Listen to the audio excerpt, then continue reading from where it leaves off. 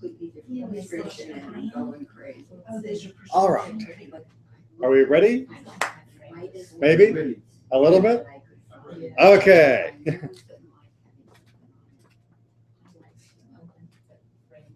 Who is this guy? Bilam. Who is he? No, well, Balak is the parashah, and Balak is the other guy that figures prominently in this Torah portion. He can curse people like nobody's business. All right, so he's a cursor, he's a blesser, right? He's a magic man. He is somebody who has spiritual talents, shall we say? We're going to go into more of those spiritual talents in just a minute. He's a prophet with a small p, a prophet for profit with a F rather than a PH, prophet for hire. As we're going to see, there are some problems with that occupation, but how do we know about him? He's not Jewish, right? No, everyone, okay, we're all good on that. How do we know about him? Well, he was hired to curse us. How do you know that? How? The donkey. The donkey told you. Ba-dum-bum. Where is the story of Bilam found? In Parashat Balak, in the Torah. Who wrote the Torah? So wait, I mean, but that means God bothered to tell Moses what had happened with this guy who Moses never met? There's a reason. But this is a very unusual Torah portion, is what I want to get across with this, which is that as far as the narrative goes, there is pretty much nothing happening here among our people. This is almost entirely us at a distance. And the center of focus is on Balak, the king, and Bilam, the prophet-ish guy.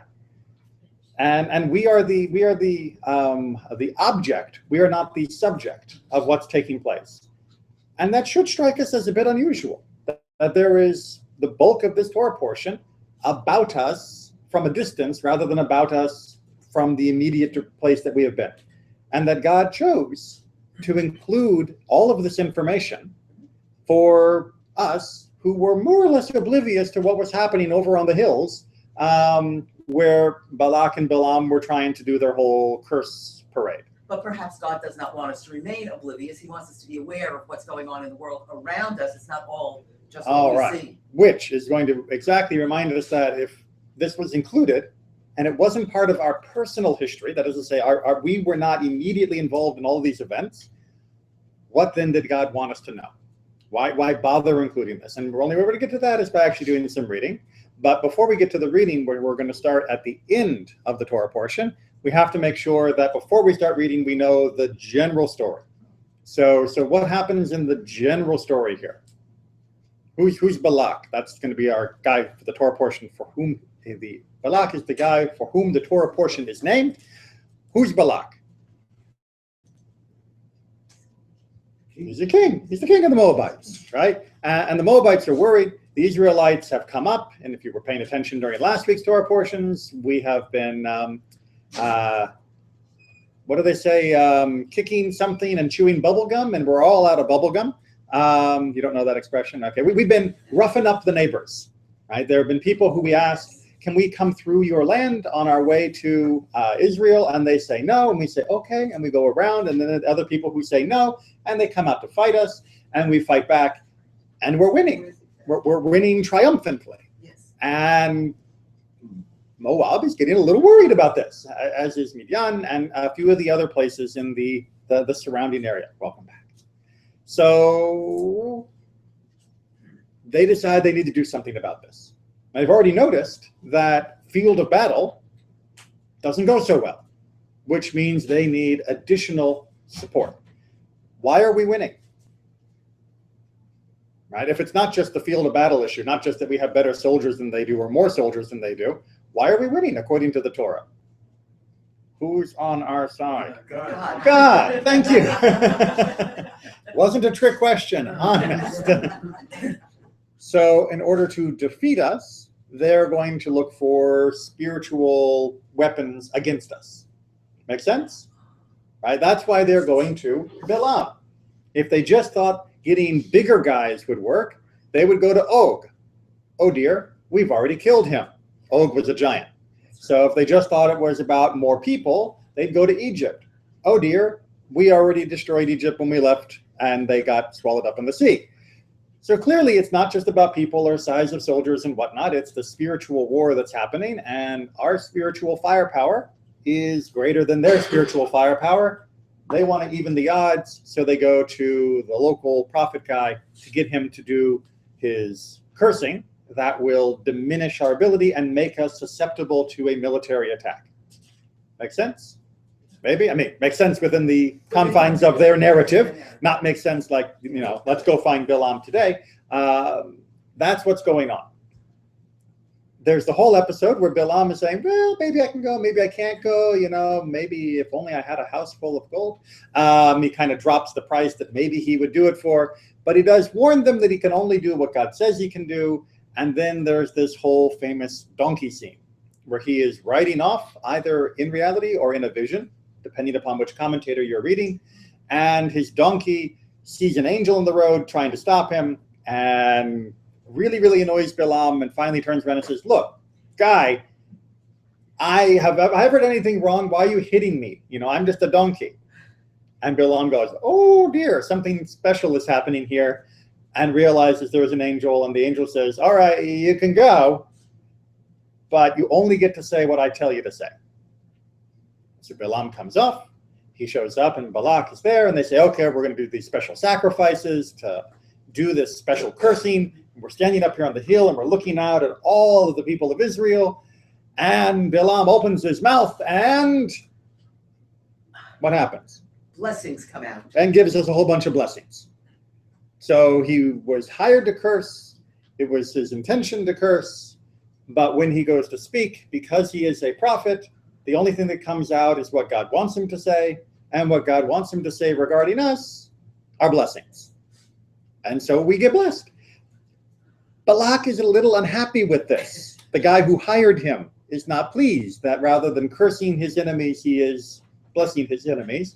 And so they move around. They try doing it from only over the hill so they can see part of us rather than all of us. And nothing's working. No matter what they do, every time Bilam opens his mouth, he's saying blessings over us. The most famous of which, of course, is Matovu. Matovu ohalecha. How wonderful are your tents, Jacob. Oh, Jacob, exactly. Got to have the O Jacob in the English. It's in the Torah. It says O Jacob in parentheses. It's funny how translations become canon. They're stuck in us forever. And so that brings us to where we are in the text for the start of our lesson. Everyone okay so far on what the thing has, right? So they've been running around trying to curse us, and every time he opens his mouth, blessings come out. The king, Balak, is getting angrier and angrier. And now we are on page 905. This is chapter 24, and we're beginning with verse 10. Page 905. Okay, how are we doing? 905, chapter 24, book of Numbers, book of Bamidbar, verse 10, and volunteer? Okay, we got a volunteer. Volunteers back. It's good poetry. Enraged at Bilam, Balak struck his hands together. I called you, Balak said to Bilam, to damn my enemies, and instead you have blessed them these 3 times? Back with you at once to your own place. I was going to reward you richly, but the Lord has denied you the reward. Remember, he said, I only get to say what God tells me. So apparently God did not want Bilam to get rich, and such is what happens. But he does recognize the Lord. He does seem to be implied. It does seem to realize something's going on here. Bilam replied to Balak, but I even told the messengers you sent to me, though Balak were to give me his house full of silver and gold, I could not of my own accord do anything good or bad contrary to the Lord's command. What the Lord says, that I must say. And now, as I go back to my people, let me inform you of what this people will do to your people in days to come. He took up his theme and said, Pause. Okay. So he's tried and failed to curse, and instead ended up blessing. And now he is going to give one more oracle, one more prophecy. And this prophecy is going to be more about Balak's people. Right? So he's been talking about Israel. Now he's going to be talking about Balak. He wasn't hired for this. And can anyone imagine? Are you thinking this is going to be a positive or negative kind of prophecy that he's about to give? Negative. It's gotta be negative, but he's got to be scared to give that to the king because the king can kill him for doing that also. So You he's, want to say he's this? standing before the king, Yeah. who's already a little upset, Yes. maybe more than a little, and yet he's going to give this additional prophecy. Why is he doing this? Why is he opening his mouth? Does he have a choice? Does he have a choice? What could be compelling him to Well, he speak? must think the Lord is very powerful to making him do this. Right. He said, look, oh, when you tell me that's what I'm going to do, I know you're much more powerful than all of these guys. Right, so, He believes it now. well, Bilam kind of, sort of, always has believed. Sort of, yeah. Right, we're gonna come back to that sort of in a minute. Yeah. But apparently, he is so filled with the vision that God has given him that he cannot but say it. Even though having said the good stuff cost him a fortune, and even though saying this bad stuff is maybe going to cost him his life, he is a true prophet. He has to speak what God has put into his mouth. Make sure you understand that as we read, right? Because He has no choice. he has no choice. But who is this guy who has no choice? We read about false prophets all the time throughout the rest of the Bible. But this guy apparently is speaking truth. And he's speaking truth not just to subvert his attempt to curse us, but he ends up speaking truth at the very end against the very guy that he could get in real trouble with, against the flesh and blood king, because the King of Kings is kind of running the show within Bilam himself. Well, this guy has gone through a tremendous change as well, because when he's riding on his donkey and the donkey sees the angel, and Bilam himself doesn't even see the angel, much less the Lord. He sees nothing. And finally, someone says, "What your donkey can see, you can't. You're not even as smart as him." But remember why they sent for him in the first place, Yes. right? What's it say over his on his business card, right? Those he curses get cursed, and those he blesses get blessed, right? He has a good track Or record, he has some connection someplace. right? He does seem to have the credentials of being a true prophet. And yeah, we got some character problems going on here with the whole donkey scene, which we can discuss another year. But he's not just a faker. There's something there. And that's really quite surprising. And if you're not surprised yet, then we're going to have to really work on your amazement. Keep going. Word of Balaam, son of Beor, word of the man whose eye is truth, word of him who hears God's speech, who obtains knowledge from the Most High, and beholds visions from the Almighty, prostrate, but with eyes unveiled. And remember, this is a non-Jewish prophet. Yeah. Think of what he's saying here. Keep going. What I see for them is not yet. What I behold will not be soon. A star rises from Jacob. A scepter comes forth from Israel. It smashes the brow of Moab, the foundation of all children of Seth. Edom becomes a possession, yea, Seir, a possession of its enemies, but Israel is triumphant. A victor issues from Jacob to wipe out what is left of Edom. All right, so we'll get on to Amalek in just a second. This vision is still used as some of the proof text for the messianic aspirations of our nation, right? A star rises from Jacob, the Chochav, right? That is one of the reasons why Bar Kochba, the son of the star, was so named Bar Kochba, the son of the star, because of the Chochav of this vision, that there is a hope for a redeemer to rise that will lead us into triumph and peace and safety. And it comes from this guy's vision, right? That vision of our redemption is not contained from Moses' own words, but are contained from the words of Bilam. All right, you're doing okay on that amazement scale, right? The needle's going up a bit, Yeah, it's going up, yes. right? That we turn to the words of this prophet to get comfort for ourselves, that there will be a redeemer for Israel. Keep going. He saw Amalek, and taking up his beam, he said, "A leading nation is Amalek, but its fate is to perish forever." He saw the Kenites, and taking up his beam, he said, "Though your abode be secure, and your nest be set among cliffs, yet shall Cain be consumed when Ashur takes you captive." Now that's the Assyrians. Yeah, sure. He took up his beam and said, "Alas, who can survive except God has willed it? Ships come from the quarter of Kittim, they subject Ashur, subject Eber, they too shall perish forever." Then Bilam set on his journey back home, and Balak also went on his way. Okay, Well done. he said what he needed to say. Did a good job. Questions? Comments? Stunned incredulity? I'm also surprised that Bilam just went on his way and said, "Okay, that's what you said, fine." I mean, that Balak let him just Balak go. let him just get away, that's right. Well, what else is he going to do? I guess, Kill him. He said. Yeah. Well, kill him? This guy's magic. well, that's true. I mean- True. You think you Oh. can just turn around and kill this guy? Hmm. Remember, the whole reason they hired him was because sticks and stones weren't working against the Israelites because of the Israelites' spiritual chops. You think they're going to work against this guy? I mean, this guy's he's like another Moses. Yeah, I guess he did scare them, because I'm thinking of the king of Egypt, who also thought he was God. Mhm. So he didn't like someone coming and pulling him down. And so I imagine that this leader also thought he was close to that, but that he would just walk away. He must have really recognized the power of this prophet. It seems that he is Yeah. the entire area is shaken. All these other tribes and nations that are around Israel proper, all of whom have at one point or another attacked us, are getting the prophecy that you, either because of Israel in retaliation or because of the other empires that are rising in this area, you're all going to be toast. But Israel won't be.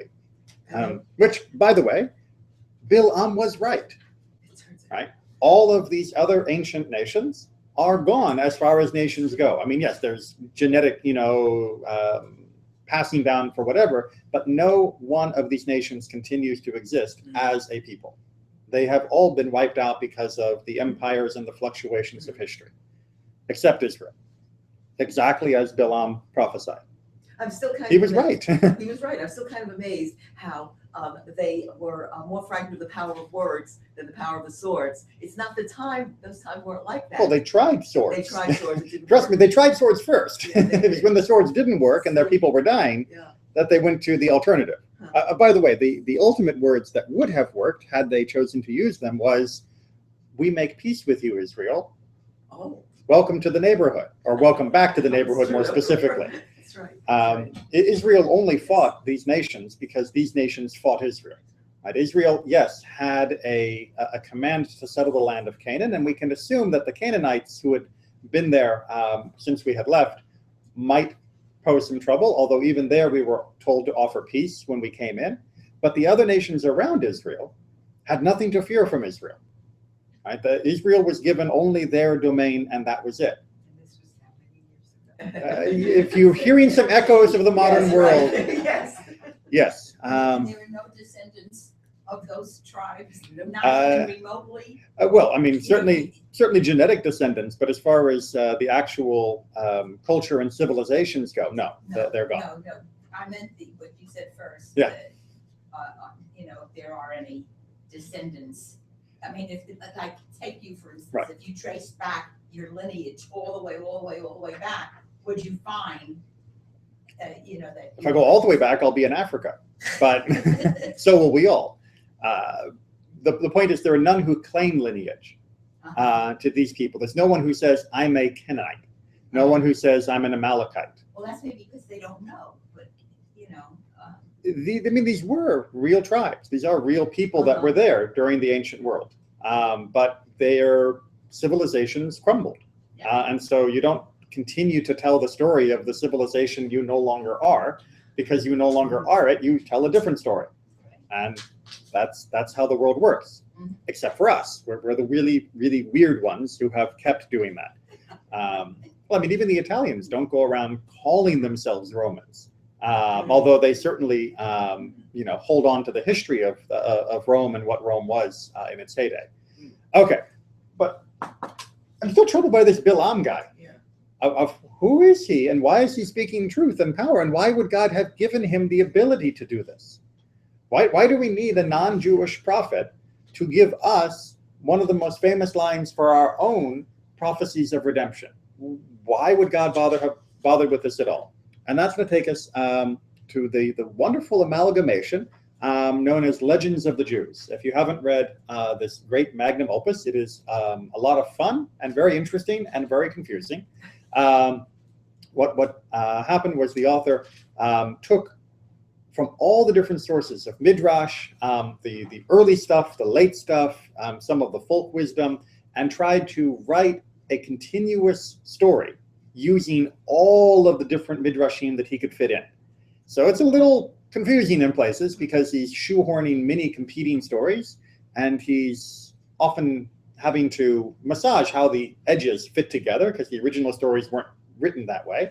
But it creates a giant text of the history of our people through the Bible, with all the Midrash flavoring added in.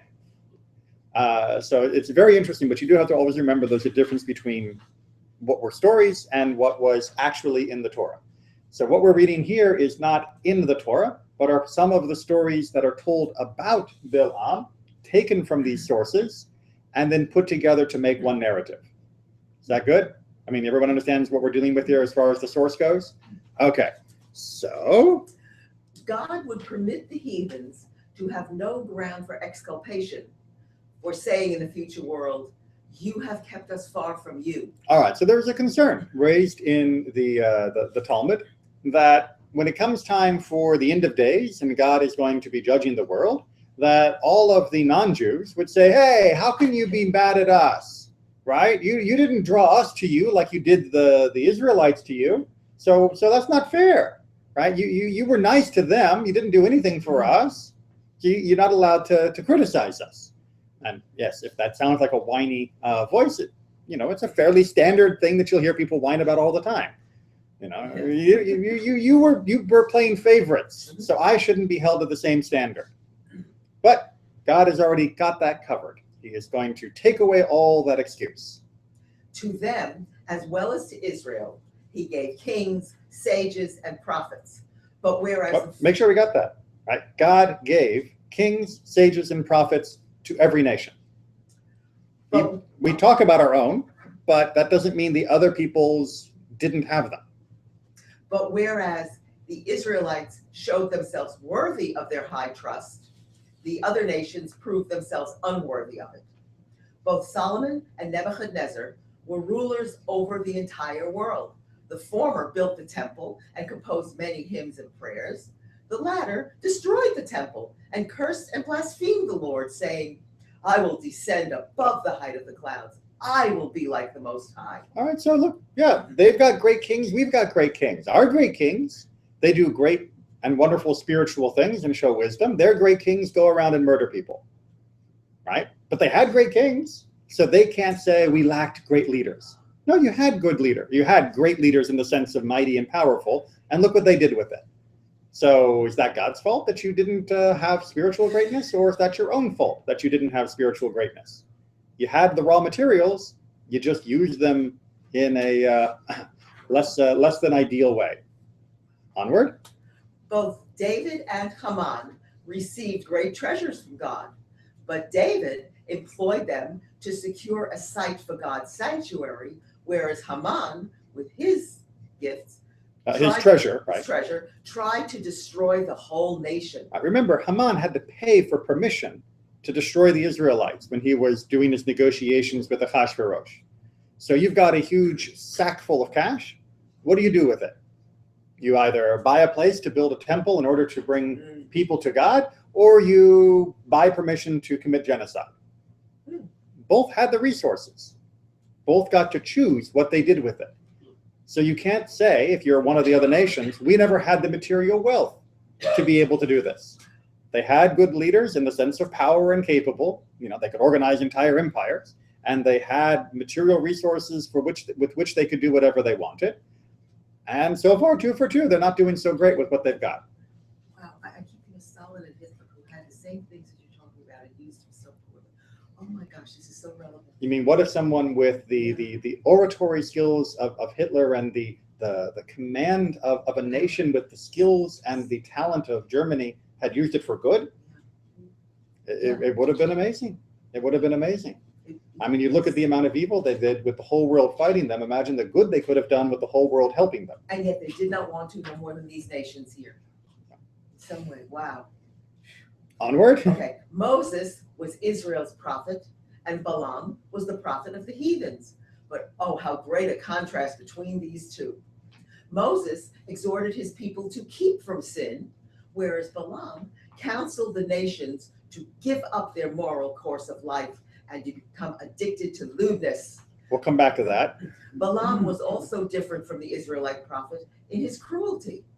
They had such pity for the nations that misfortune among the heathens caused them suffering and sorrow, whereas Balaam was so cruel that he wanted to destroy an entire nation without any cause. All right, so let's take that second part of the first part of the second sentence there first. Right, the Israelites' prophets had pity for the nations, meaning the other nations. When you read through the writings of Isaiah, of Jonah, of many of the other prophets, Micah and Amos, they talk about how upset they are that other nations are suffering, and how they wish other nations would also be able to be blessed with peace and security and prosperity. Many, many pages of the Israelite prophets are concerned with non-Israelite themes. The same way that we just saw.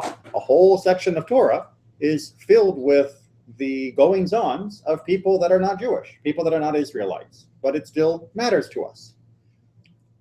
But the characterization of Bilam here is that he was a pretty dastardly guy. Did we see any dastardliness in the section we read? Did we see any, evil towards the Israelites or towards anyone else? I mean, he prophesied about the downfall of these other nations, but that seemed more like he was simply explaining what God knew would happen. So in order to understand why the Midrash is so anti-Bilam, we have to read a little bit more Torah and try and see how the tradition understood it. So back into the text. Still on page 907, chapter 25 this time. While Israel was staying at Shittim, the people profaned themselves by whoring with the Moabite women, who invited the people to the sacrifices for their God. The people partook of them and worshiped that God. Okay. So the whole story up to this point for the last 2 weeks has been, we are fighting against these nations because they won't let us pass in peace, because they come out to attack us, and they keep losing, and they keep losing, and they keep losing. And then they try to do the spiritual, cursing thing to take away our edge. And all of that fails horribly and miserably. And now what happens? Ooh la la. Some ladies show up from Moab who seduce the men of Israel into not just carnal activities, but carnal activities attached to the worship of their pagan gods. And that's going to be a problem.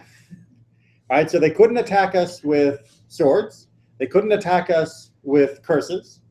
But apparently this form of attack works just fine. And where does this attack come from? Where does it come from? Who attacks us this way? Balak, Moab. The people who couldn't attack us with the cursing are now attacking us by sending in their women to seduce us into idolatry. And according to the Midrash, Balak wasn't so bright to come up with an idea like that on his own. Someone gave him that idea, and that was Bilam. Bilam was clever. He was smart, and he wanted the cash. He couldn't curse us because he knew that if he opened his mouth and spoke truthfully what God had in store, it was only going to be blessing for us. But that didn't mean he couldn't see our own internal weakness, our own vulnerability to certain temptations, to be delicate, to idolatry and to this licentiousness. And so Bilam said, look, I can't curse him for you, but try this technique to take him down. Try sending out the pretty ladies and see whether you can get them to worship your idols, because once they lose their spiritual commitment to God, then that extra boost they've been getting in battle will be gone. And indeed, what happens? We're going to skip over Pinchas just because of the sake of time. But if you read at the very, very end, at the very last line, that those who died of the plague numbered 24,000. So they could barely hurt any of us in battle, but through this means they were able to kill 24,000 of our people because of the plague that broke out, because of all of this goings-on. And tradition ascribes that idea to Bilam. So you get an idea of how and why the tradition views him in a rather negative light. Right? He had this ability to see, to understand. He could see what God wanted from the world, but he also knew what he wanted. And unfortunately, he also knew what we wanted. And he used it for personal gain. He couldn't change the words of God, but he could certainly provide opportunities for our own self-destruction. And the Midrash is saying, what a shame to take those gifts, to have the ability to see what God sees in the world, which is what a prophet does, and they have the ability to know what can be good and right in the world, and to just turn away from the right and do something so wrong. How do you do that? And we all know the answer. You do that because it's personally good for you. It's personal gain. It's short-term pleasure. It's all the things that are exemplified by the fact that our own people were willing to go after the girls and the idols for themselves. And that is this trifecta of they had powerful leaders, they had powerful resources, they even had a powerful spiritual connection, and time again they used it in the exact opposite way of what they should have done with those gifts. As Spider-Man said it best, with great power comes great responsibility. Okay, but we're not done with how the tradition views Bilam, because in the Midrash, this is not his first appearance. This is at the almost at the end of his career. His first appearance was much, much earlier. So if you could go on and read. 130 years after Israel's going down to Egypt, Pharaoh dreamed that he was sitting on his throne, and he lifted up his eyes, and he saw an old man before him with a balance in his hand. And he saw the old man taking all the elders, nobles, and great men of Egypt, tying them together and laying them on one scale of the balance, while he put a young kid into the other. The kid bore the pan down in which it lay until it hung lower than the other with the bound Egyptians. Pharaoh, so we get the vision here. Well, yeah. Okay. So we're getting the vision here. Right, so you got the guy up, he's holding up the scale, you got all of the great people of Egypt on one side, and a little goat on the other side, and the little goat outweighs all the others. What's the goat?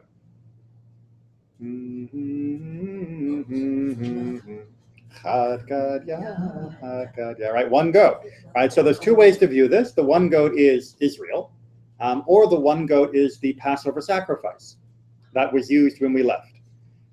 Either way you view that, Pharaoh's upset and worried that apparently all the king's men and all the king's horses are not going to be able to stop whatever's happening here.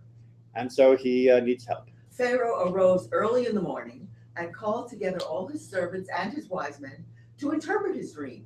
And the men were greatly afraid on account of his vision. Everyone knew it was bad. Balaam, the son of Beor, then spoke and said, "This means nothing but that a great evil will spring up against Egypt. For a son will be born to Israel, who will destroy the whole of our land and all its inhabitants, and he will bring forth the Israelites from Egypt with a mighty hand. Now therefore, O king, take counsel as to this matter, that the hope of Israel be frustrated before this evil should arise against Egypt." All right. So Bilam can tell what's going to happen here. Yeah. And his solution is, of course, we need to find a way to prevent this from happening. Makes sense? But again, it's going back. According to the Midrash, yeah, this guy has the gift. He really can understand. It's just what he does with the gift that we find problematic. Keep going. The king said to Balaam, "What shall we do to Israel? We have tried several devices against this people, but we could not prevail over it. Now, let me hear your opinion." At Balaam's insistence, the king sent for his two counselors, Reuel the Midianite and Job the Uzite, to hear their advice. All right. Job, you probably know by the name Job. This is in the Midrash what Job's job was. What Job's job was before everything went bad for Job. And Reuel, you may know him better by a different name. Jethro. This is the guy who will eventually become Moses' father-in-law. Right? So according to the Midrash, you've got these three guys, Bilam, Yitro, and Job, all together, and they're going to each give their advice to the Pharaoh. Sound good? Maybe? We all got the setting here? Yeah. Okay, onward. So Reuel spoke, "If it seems good to the king, let him desist from the Hebrews, and let him not stretch forth his hand against them. For the Lord chose them in days of old, and took them as the lot of his inheritance from amongst all the nations of the earth. And who is there that has dared stretch forth his hand against them with impunity, but that their God avenged the evil done to them?" Reuel then proceeded to enumerate some of the mighty things God had performed for Abraham, Isaac, and Jacob. And he closed his admonition with the words, "In truth, your grandfather, the Pharaoh of former days, raised Joseph, the son of Jacob, above all the princes of Egypt, because he discerned his wisdom. For through his wisdom he rescued all the inhabitants of the land from the famine.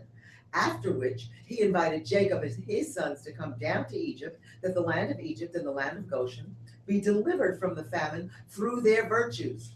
Now therefore, if it seems good in thine eyes, leave off from destroying the children of Israel. And if it not be thy will that they dwell in Egypt, send them forth from here, that they may go to the land of Canaan, the land where their ancestors sojourned." Okay. Very logical. Well, he's on our side, and you can see why he eventually ends up being the father-in-law. Yes. So what does he counsel? All right, well, give me a synopsis of what he says without all the flowery language. Leave him alone. Right? Why would we hurt them? Everyone else who's hurt them has gotten smacked around for it, and they've done good for us by saving the land from famine. So if you're worried about them taking over or something, then just go ahead and let them go, but don't try and hurt them anymore. Makes perfect sense to us, yes? Mm-hmm. Yes. Yes. Given this set of circumstances, that you have a group of people whom you are worried will one day rise up and hurt you, you can either recognize that they have only done good for you and that they have brought blessings in the past, and that those people that try to fight them generally end up on the wrong side, and accept that they're here, and by that avoid the catastrophe that was in the vision. That is to say, if you make them a welcome part and don't try and devise more ways to hurt them, maybe they will not tip the scales against you. Or if you are still worried about it, okay, fine, then you can let them go, but let them go peacefully. Makes perfect sense. Perfect. Unless you're Pharaoh. When Pharaoh heard the words of Yitro Reuel, he was exceedingly angry with him, and he was dismissed in disgrace from before the king, and he went to Midian. And that's where we'll meet him again, when he is there for Moses to meet when Moses runs away from Egypt later, according to the Midrash. Okay, but we got another guy. The king then spoke to Job and said, "What do you say, Job, and what is your advice respecting the Hebrews?" Job replied, "Behold, all the inhabitants of the land are in your power. Let the king do as seems good in his eyes." Pardon? Well, Job just saved his own life anyway. He did from Pharaoh. From Pharaoh. He Without from Pharaoh. without incurring any additional guilt, because he didn't counsel evil. but he also didn't counsel good, right? Job is the guy who sits on the committee and waits to see what everyone else says and then votes the way the rest of everyone else is saying. Yeah, whatever you want to do, I'll go along with, right? Because he doesn't want to actively say, do bad to the Israelites, because he knows that that's wrong. And he doesn't want to actively say, do good for them, because he saw what happened to the other guy. So instead he says, whatever you want to do, okay. According to the tradition, this is why Job gets punished.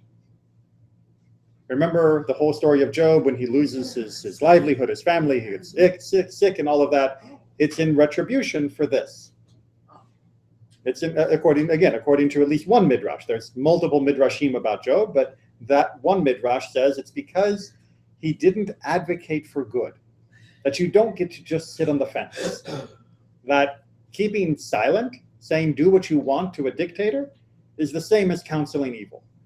And although he wasn't an active participant in the evil, his passive participation was enough to still warrant the catastrophe that befell him.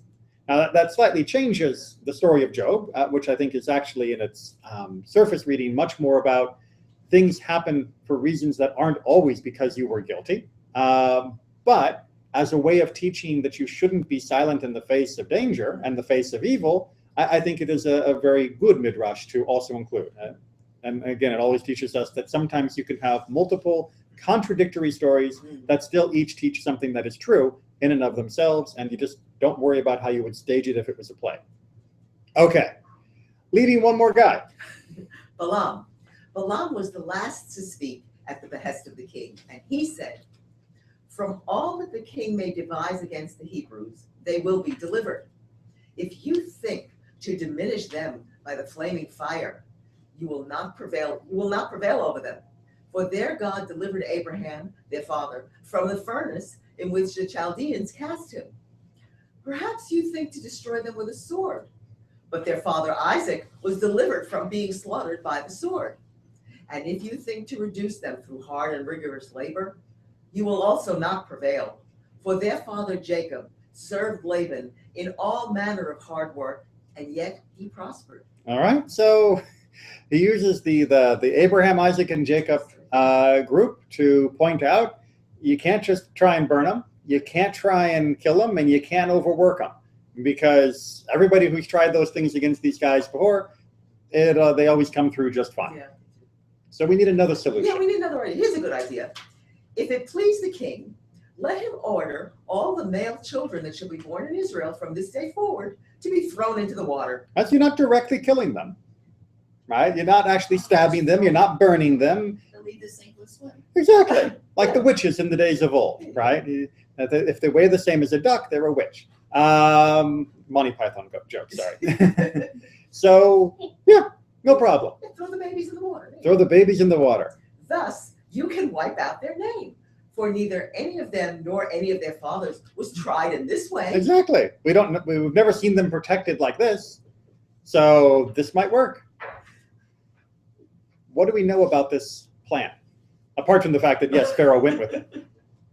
Well, it didn't work quite as well as Pharaoh would have liked. But it did. But it took a long time. But what happened because of this plan? Moses. Moses, that's right. Right? Think for a moment.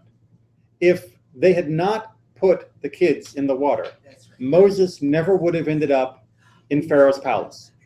He would have been born and raised as a nameless slave among the other thousands of nameless Hebrew slaves. He would have lived and worked and died. It was because of Bilam's counsel, or more specifically because of the evil actions of Pharaoh, that Moses was moved from that pattern of live, work, die, into the palace where he was exposed and raised in a different setting that would eventually allow him to be at the right place at the right time to stand up for justice, which would push him into the desert where he would meet Reuel, where he would meet Yitro, and where he would then encounter God at Mount Sinai before returning to liberate the people. So it was the specific act of destruction against our people that planted the seed that led to our redemption.